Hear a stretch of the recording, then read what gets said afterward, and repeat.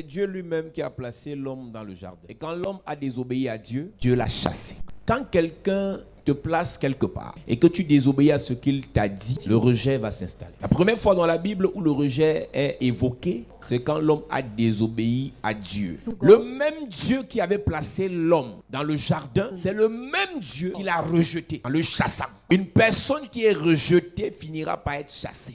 Lorsqu'on parle de chasser, c'est un verbe brutal. Lorsqu'on parle de chasser, c'est un verbe d'action. C'est-à-dire qu'on te pousse pour que tu sortes. Lorsque le rejet est dans ta vie, la personne qui t'a donné une responsabilité hier, la personne qui t'a donné toute sa confiance hier peut changer ta vie en ce qui te concerne. Mais là, le rejet vient du péché de l'homme. Il y a plusieurs parmi nous qui avons causé nous-mêmes le rejet dans nos vies en désobéissant à celui qui a été établi au-dessus de nous. Plusieurs enfants de Dieu aiment accuser le diable. Et c'est ce qui s'est passé avec l'homme. Lorsque Dieu lui pose la question, qu'est-ce qui s'est passé? Moi, j'ai l'impression qu'il aurait pu dire que je me répands. Je te demande pardon.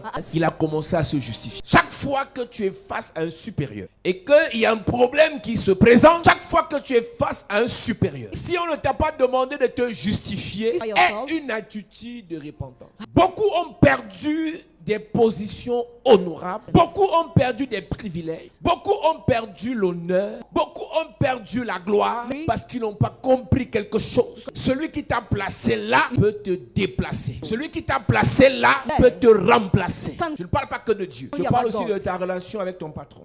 Je parle aussi de la relation avec ton chef. Je parle aussi de ta relation avec celui qui est au-dessus de toi. En dehors de réciter les versets bibliques à toi et à travers, apprenez à être sage. On a une loi qu'on donne ici à l'école du ministère. Le chef a toujours raison. Et le monde spirituel le sait. C'est pour ça que lorsqu'un ange combattait avec Satan, parce qu'il savait que Satan était dégradé par rapport à lui, au lieu que cet ange insulte Satan, cet ange dit à Satan, moi je ne peux pas te réprimer parce que tu as été au-dessus de moi, mais que l'Éternel te réprime. Mais toi, celui qui est au-dessus de toi, non seulement tu es d'abord très court, tu lèves les yeux et tu commences à insulter.